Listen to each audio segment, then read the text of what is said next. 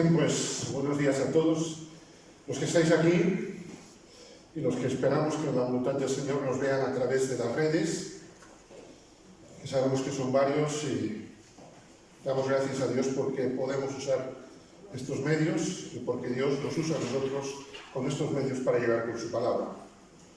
No se trata de lo que prediquemos, sino que prediquemos a Cristo a través de las ondas. No voy a haceros una pregunta de qué hablamos el domingo tal, no. Sí, ni siquiera de qué hablamos cuando comenzamos una serie que hemos llamado Panorama General de la Biblia, Vista General de la Biblia. Hablamos, recordaréis, espero que recordéis, si no en las grabaciones, sobre Moisés, viendo a Dios en el primer libro de la Biblia. Génesis nos presenta a Dios en el libro como el Dios de los patriarcas y de sus familias. Y Éxodo nos lo presenta como el Dios de toda la nación, no solo de los patriarcas y de las familias. En el libro del Éxodo se ve a Dios actuando, y simplemente permitidme unas pinceladas, se ve a Dios actuando, liberando al pueblo del yugo del faraón. También se ve a Dios actuando, destruyendo a los enemigos de Israel. Y como no, y dejamos muchas cosas en el tintero, también vemos a Dios actuando cuando cruzan en seco el Mar Rojo. Y la idea general del libro del Éxodo es presentarnos a Dios del pacto, el Dios que prepara un pacto para Israel, que es su pueblo elegido. Y ese pacto, recordamos los mandamientos, etc., establece las responsabilidades, los deberes también que el pueblo tiene para con Dios. Esto podríamos decir es un resumen muy, pero muy general del libro del Éxodo. Y precisamente quisiera ver a Cristo, quiero ver a Cristo, porque al fin y al cabo el objetivo de la Escritura, como hemos dicho más de una ocasión, no es contarnos historias, sino presentarnos a Cristo. Desde el Génesis 1:1 hasta el último versículo del Apocalipsis.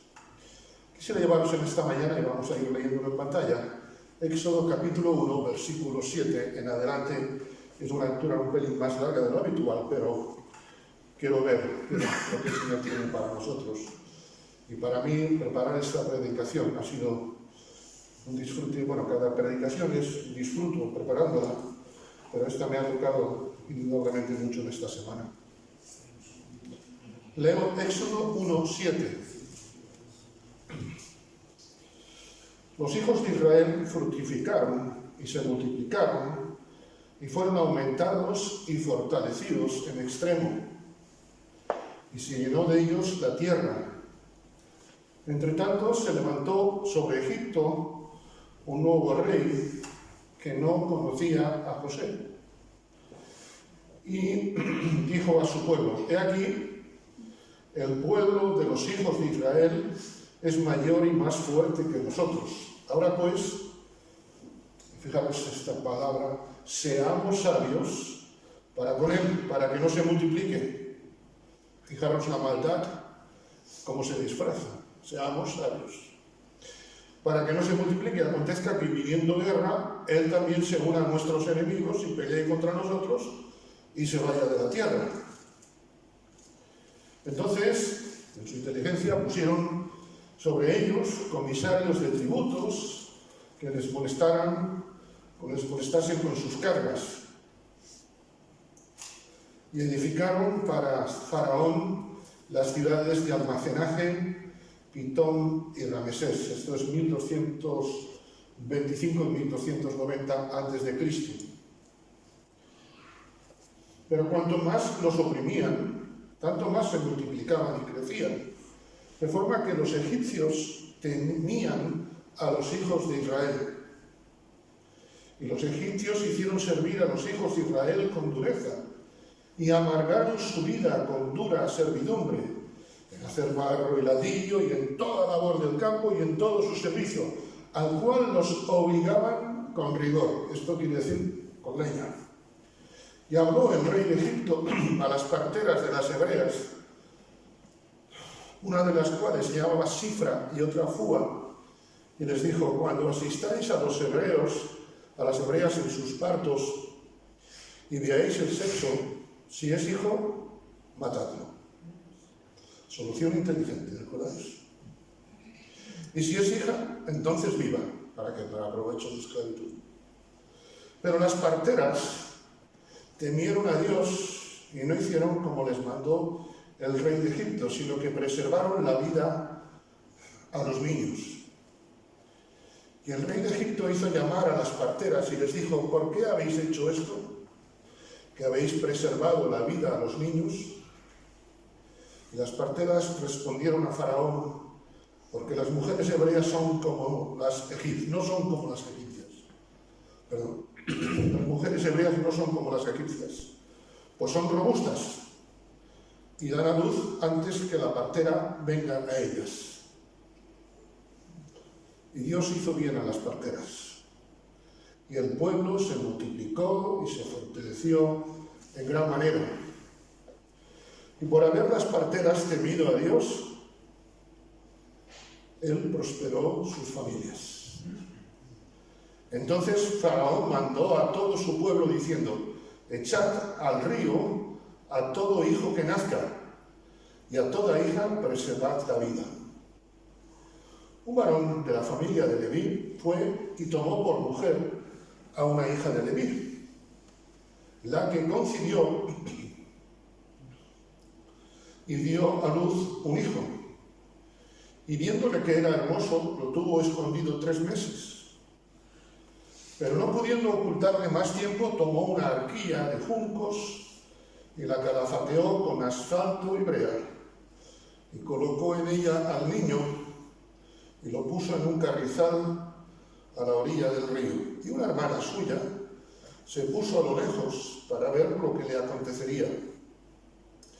Y la hija de Faraón descendió a lavarse al río, y paseándose sus doncellas por la ribera del río, vio ella la arquilla en el carrizal y envió una criada suya a que la tomase.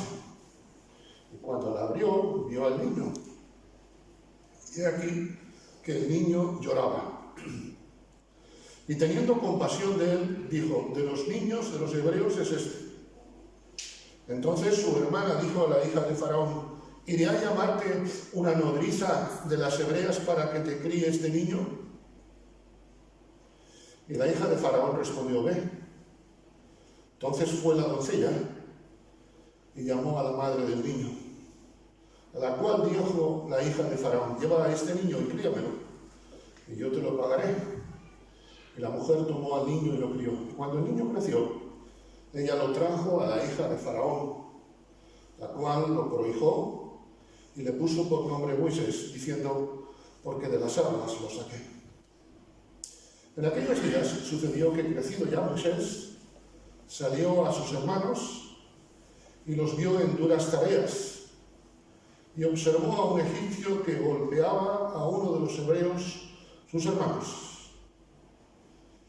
Entonces miró a todas partes y, viendo que no parecía nadie, mató al egipcio y lo escondió en la arena. Hagamos aquí la lectura, deseando que el Señor nos use y nos hable de esta manera.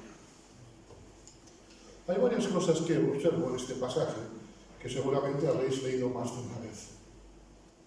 Primero, lo que veo es que Dios permite situaciones difíciles.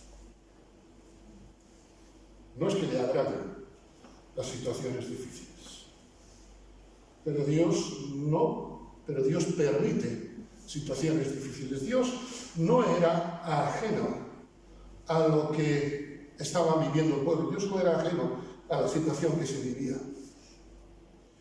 Lo que se pensó que sería un corto periodo de tiempo en Egipto, con los José y los descendientes, según el libro del Éxodo, capítulo 12, versículo 40, lo que se pensó que sería por poco tiempo, resultaron ser 430 años.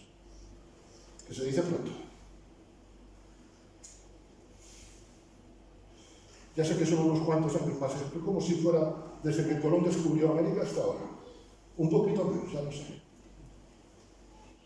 Cada generación se levantaba, estoy seguro, deseando que aquella situación terminase. Yo no sé vosotros, yo me desesperaría. No os preocupéis, tranquilo, gracias. Era un pueblo de Dios, pero aquellos años se hacían eternos. Recuerdo cuando se oraba por la situación de Franco y era niño, como había hermanos que llevamos ya casi 40 años, se hicieron eternos. Imagínate, 430. Pero no podemos olvidar que los gobernantes no están por casualidad. Es más, Satanás a veces quiere hacernos creer que los gobernantes están porque hay gente que ha asumido el poder o porque ha salido en unas elecciones. Tiempos difíciles, caramba, la Biblia nos habla de muchos tiempos difíciles. Recordamos a Pablo preso de Roma. Y dice Pablo, sométase toda persona a las autoridades superiores cuando le cae bien. Eso no lo dice ninguna versión. Sométase toda persona a las autoridades superiores. Porque a Dios le gusta que sufráis. No. Porque no hay autoridad sino de parte de Dios. Y las que hay, y no me preguntes cómo, y no me preguntes por qué existe un Kim Jong-un o un Hitler en su momento, las que hay, por Dios, han sido establecidas. Cuando soy débil, entonces soy fuerte. Su poder se perfecciona en nuestra debilidad.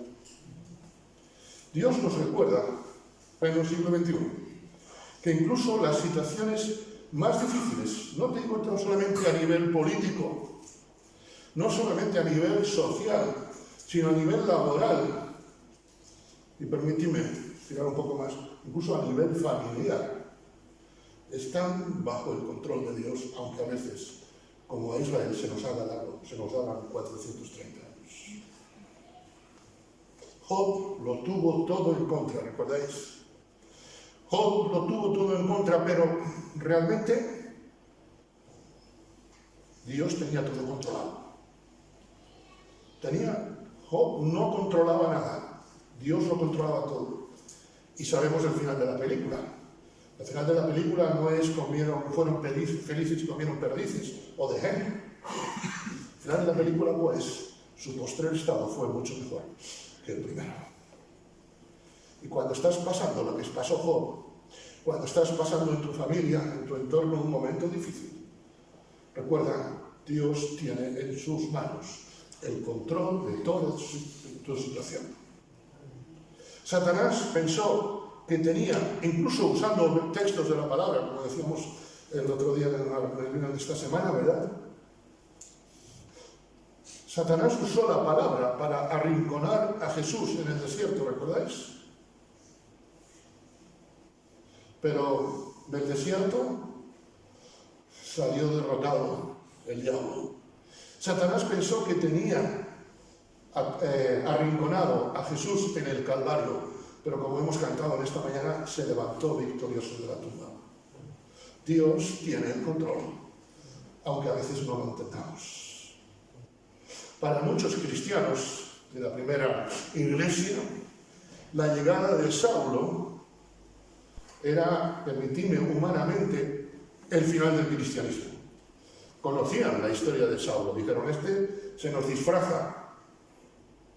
Pero Dios, en vez de el final del cristianismo, lo que tenía en sus manos era la explosión y el crecimiento del cristianismo.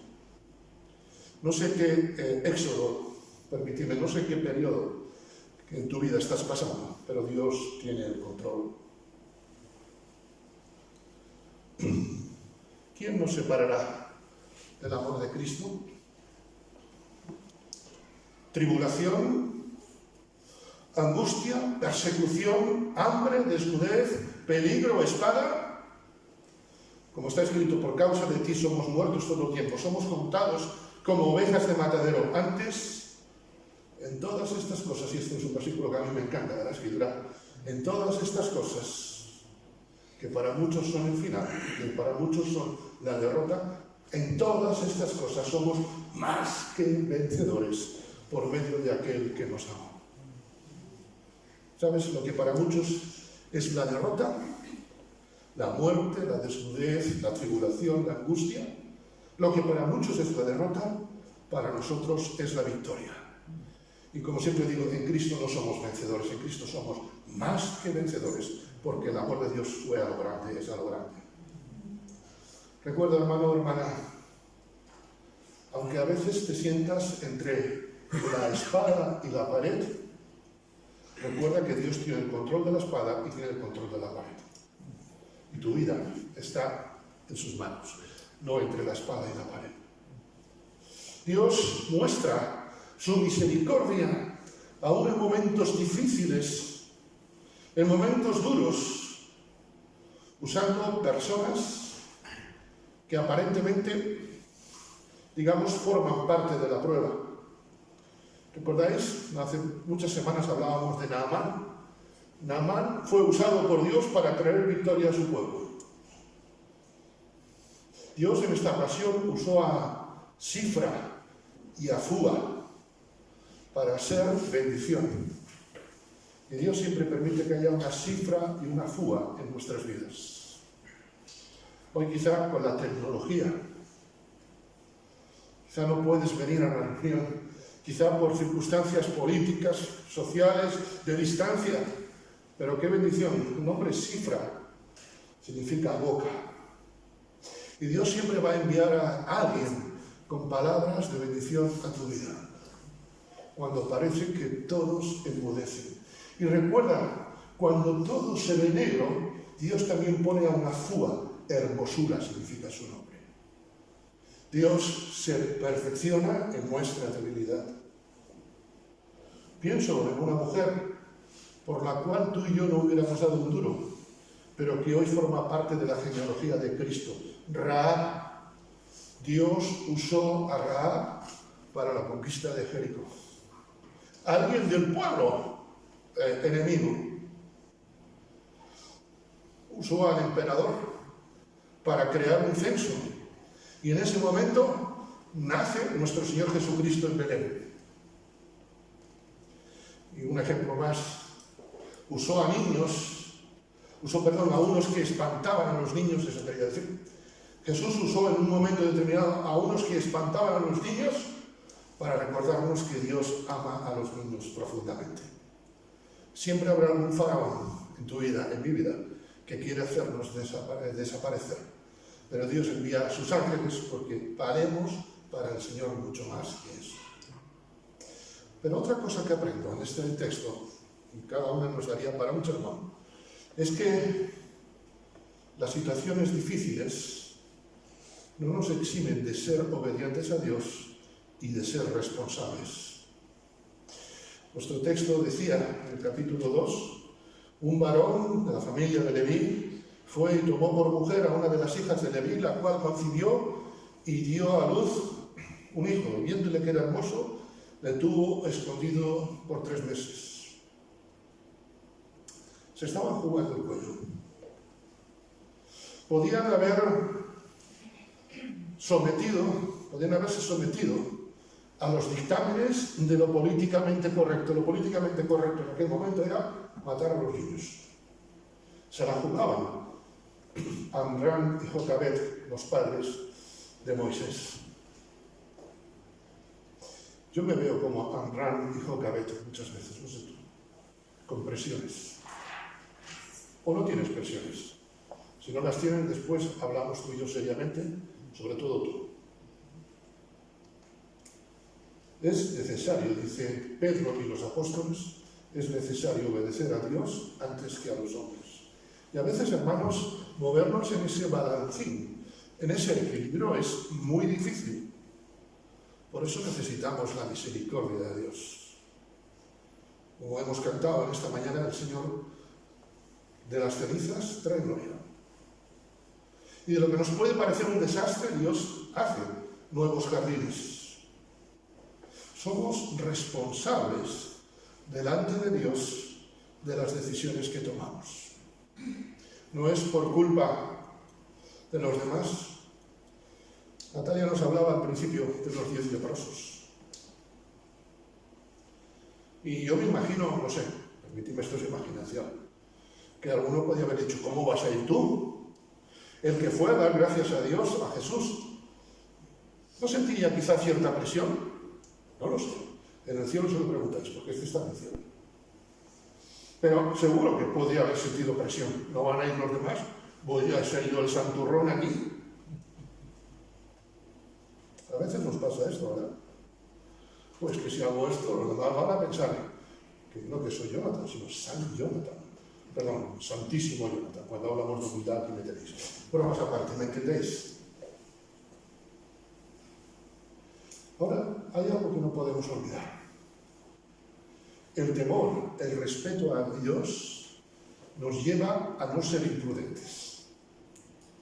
Dice Jesús, en Mateo 10, 16, que seamos prudentes como serpientes y sencillos como palomas. En ningún momento de la Escritura veo que Dios diga que un buen cristiano es aquel que es un loco. Una cosa es ser valiente y otra cosa es ser un loco. Una cosa es ser valiente y otra cosa es ser un irrespetuoso. Las leyes, como digo, obligaban a matar a los recién nacidos. Pero esto se sigue repitiendo hoy. Vemos que la historia hoy en día se sigue repitiendo. ¿Por qué querían matar? ¿Por qué querían este genocidio dentro del pueblo judío? Bueno, por matar, era una cuestión económica. Como en Grecia, los que nacían deformes se les mataba. Y eso que se hablaba de Grecia, que era una sociedad moderna. Recordamos a uno que a veces se cita, sobre todo en Navidad, que ya nada más que el nombre te echa para atrás, Herodes. Si a alguno en la iglesia se le ocurre poner a un niño Herodes, lo ponemos en TripAdvisor, ¿eh? ¿Recordáis a Herodes? Genocida. ¿Recordáis a don Adolfo Hitler? Leyes de exterminio que existen hoy en día. Se legalizan las cosas para que las conciencias se callen. Se usan eufemismos, la buena muerte, eutanasia, para justificar suicidio, asesinato, etc. Se usan muchas cosas para terminar con la vida de aquellos que o molestan o no se consideran aptos. Es curioso como, y lo digo con sumo respeto y pasión, en muchos lugares, aún en nuestro país, a personas con cierta edad ya no se les supera porque no merece la pena, se dice. Y se está aceptando como algo normal. ¿Cómo respondemos, queridos hermanos? ¿Cómo respondemos ante situaciones donde las leyes pretenden invadir nuestra conciencia? Yo me siento mucho más atacado hoy en día que hace 50 años. Quizá porque mi infancia era más inocente que ahora. Y esto va a más. ¿Cómo respondemos a situaciones donde las leyes invaden nuestra conciencia? Y queridos hermanos, no tiene que ver solo con la muerte o la vida. ¿Cómo reaccionamos cuando hay impuestos que consideramos injustos? Yo era niño y recuerdo un hermano sueco que nos visitaba y decía, en España se pagan pocos impuestos. Caramba con el profeta. ¿A quién de vosotros os gusta pagar impuestos? A mí tampoco, ¿eh? Pero tengo que pagarlos. Porque Dios me dice que tengo que someterme. Pero a veces si puedo quitar el IVA, recuerdo en mi época, sobre todo hace ya muchos años, con un cliente que tuve, creyente, pastor de una iglesia, me dice, Jonathan, haznos esto sin IVA para la iglesia. Señor me dio paciencia, porque si me da fuerza ya sabéis. ¿Cómo respondemos a situaciones donde la sociedad, donde las leyes invaden nuestra conciencia? Asuntos como normales que la sociedad admite, y las cosas se admiten hoy normales, ¿sabéis por qué? Porque están legalizadas. Estaba legalizado matar a los niños, pero los padres de Moisés respondieron de una forma valiente y activa. Porque la vida es algo que Dios nos da para cuidarla, para protegerla. Mi oración en esta mañana por vosotros es: Señor, ayúdame a ser como esta familia. Valiente, aun cuando todo está en contra de mí. Pero hay algo que a mí me ha impactado. Y desde niño he escuchado muchas veces la historia de Moisés y todo lo que tú quieras. Pero a mí hay algo que me ha impactado profundamente, os lo confieso, de toda esta meditación. Capítulo 1, versículo 22. Faraón mandó a todo su pueblo diciendo: echad al río a todo hijo que nazca y a toda hija para preservar la vida. Echad al río. Versículo 3 del capítulo 2. No pudiendo ocultarle Jocabet más tiempo, tomó una arquilla de juncos, la calafateó con asfalto y brea y colocó en ella al niño y lo puso en un carrizal a la orilla del río. Permitidme, en cierto modo, Moisés también fue lanzado al río, como los demás niños. Podemos imaginar, versículo 2, versículo 3, cómo serían aquellos meses en la casa, los 3 meses. ¿Verdad? Ya cuando no hay ningún problema, están las madres, los padres, yo me imagino que Santi ya estos días están, bueno, y cualquier padre, ¿verdad? Y tú imagínate 3 meses, día y noche, que no venga ningún esbirro, ningún policía secreto, que no nos denuncie nadie. Cuando el niño lloraba, yo no sé cómo se le tapaban el llanto. Y a los hermanos que se estén calladitos. Ay, Jocabet, tú no estabas embarazada. Déjame el texto de la predicación. Tú no estabas embarazada, Jocabet. Y el niño, y cuando alguien le preguntase a aquella mujer, ¿qué diría? Yo me imagino que cuando alguien preguntase a Jocabet por el niño, a ella se le pondría un nudo en el estómago, como se nos pone a ti y a mí cuando nos van a pinchar en los análisis. ¿Qué 3 meses para aquel hogar? ¿Qué 3 meses de oración para aquella familia? ¿Cómo serían aquellos 3 meses? Lo de los 430 años era una tontería al lado de aquellos 3 meses. ¿Sabes? Dios a veces va a permitir que pasemos situaciones límites, donde no sabes cómo actuar. ¿Y cuáles serían las oraciones? Yo no lo sé. Pero es fácil pedir a Dios, imaginar que aquellos padres pedirían a Dios que nadie se entere. Señor, ayúdanos a ver cómo hacemos, pero no queremos matar a nuestro hijo, aunque tengamos que renunciar a él, pero su vida merece mucho. Pero Dios preparó. Dios le dio el ingenio a Jocabet, a aquellos padres, a María, su hermana, para preparar una canastilla. ¿Y no os recuerda esto al arca de Noé? En medio de todo el desastre, Dios tiene un arca, Dios tiene una canastilla, para que su nombre sea glorificado. Hay algo que a mí me llama la atención muchísimo de este versículo 3.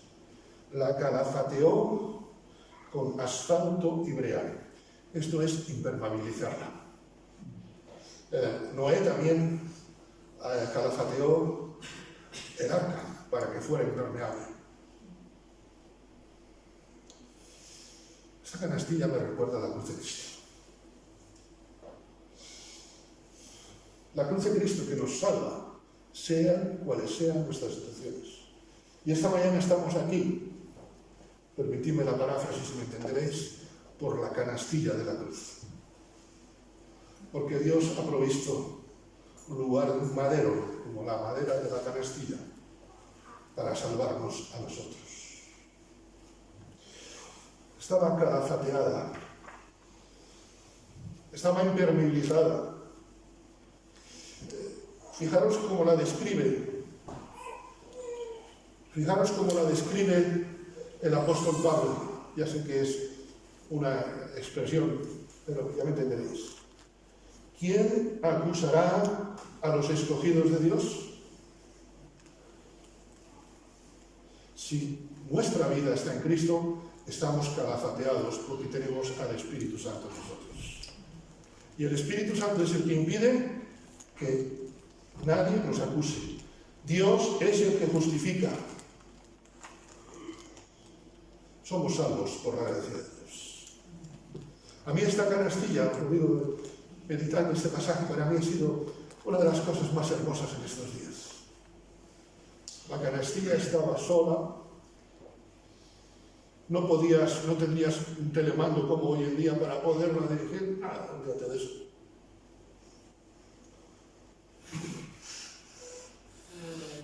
La canastilla estaba a su rumbo. Nadie podía hacer nada. Pero el que entró en aquella canastilla fue salvo. Jesús fue solo a la cruz para que hoy nosotros podamos ser salvos, igual que Moisés. Somos salvos única y exclusivamente, y menos mal, por la gracia de Dios. Y esa es la cruz que proclamamos desde aquí. La cruz que queremos anunciar cada vez que nos unimos. El calafateado me recuerda que nada, ni nadie puede hacerle nada a un hijo de Dios. Dice la Escritura que ni una sola flecha nos podrá hacer daño. Estamos calafateados por el Espíritu Santo. Todo alrededor era agua.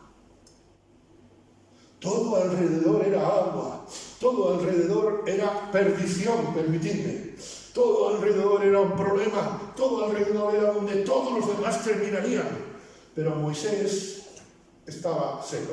Es más, la única humedad que había dentro de las canastillas, ¿sabéis cuál era?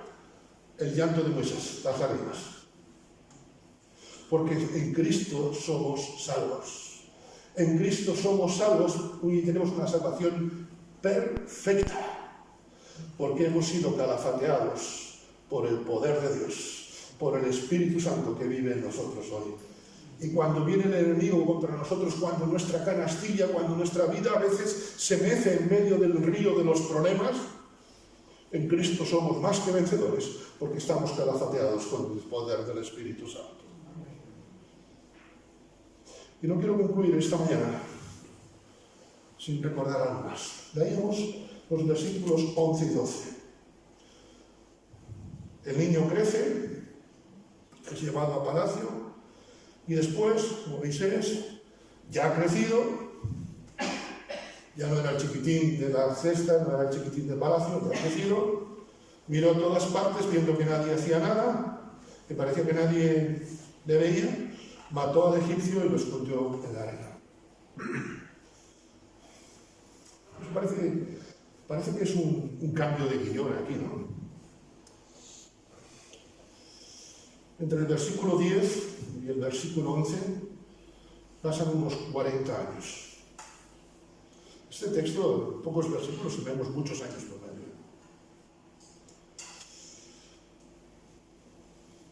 40 años que no sabemos nada, prácticamente, salvo lo que nos dice el versículo 10 muy sucintamente, que no sabemos nada de Moisés. Quizá hay periodos en tu vida y en la mía donde parece que Dios no habla, ¿verdad? ¿O no os ha pasado nunca?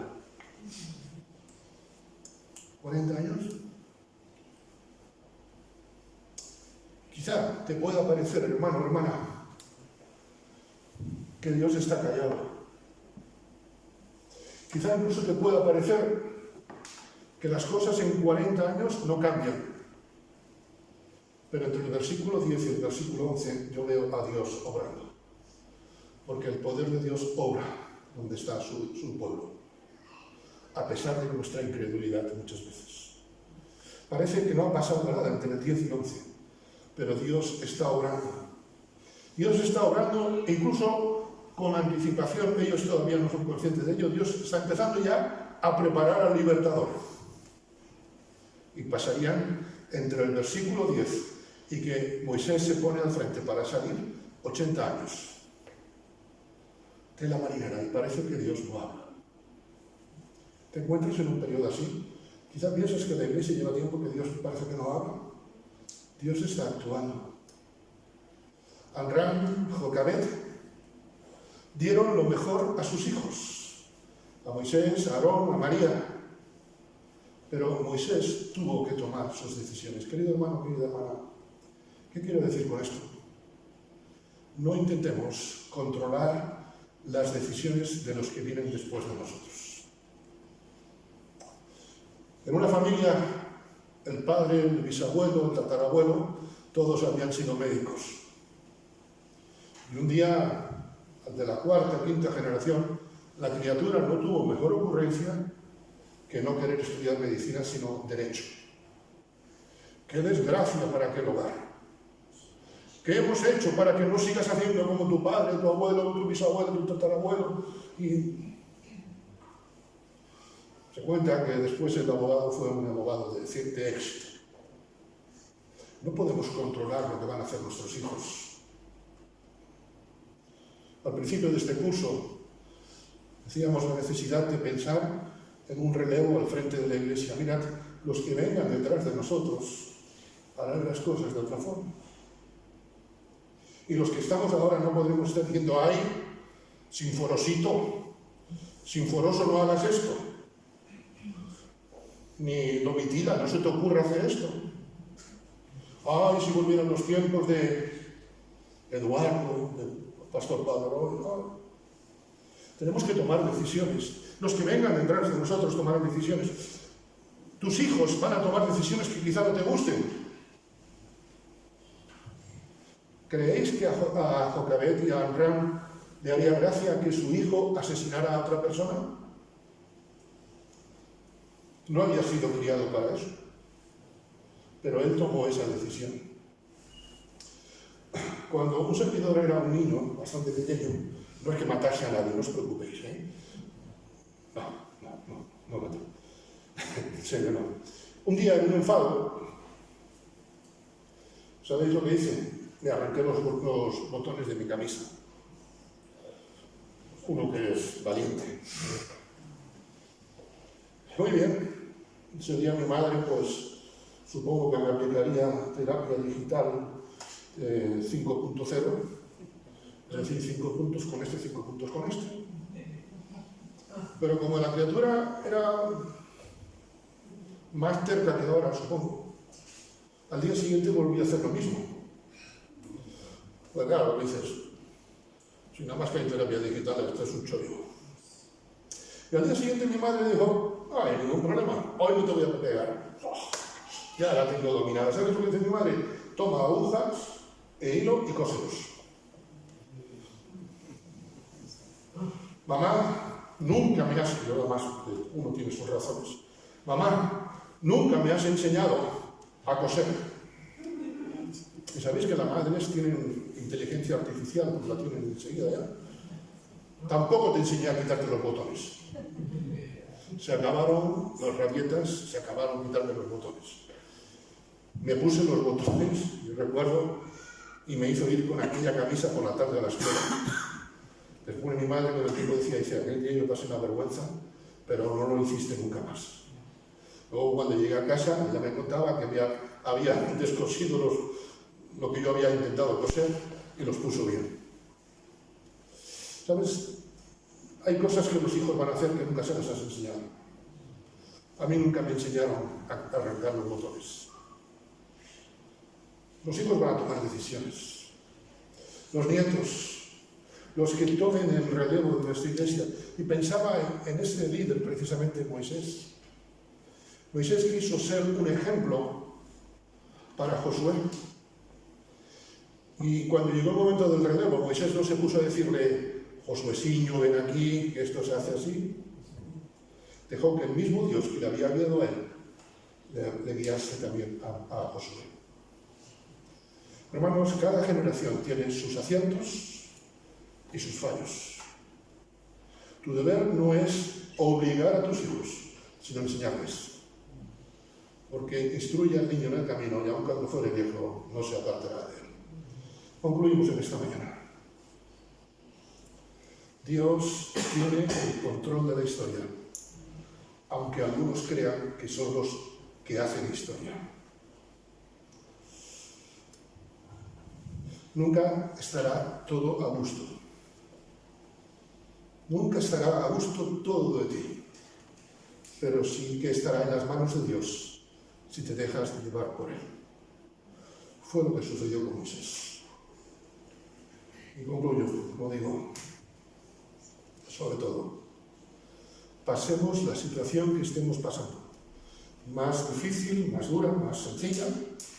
Recordemos que la canastilla de la cruz, calafateada con el Espíritu Santo que vive en nosotros, impedirá que ni una sola flecha nos alcance. A Dios sea la gloria, ahora y siempre. Amén.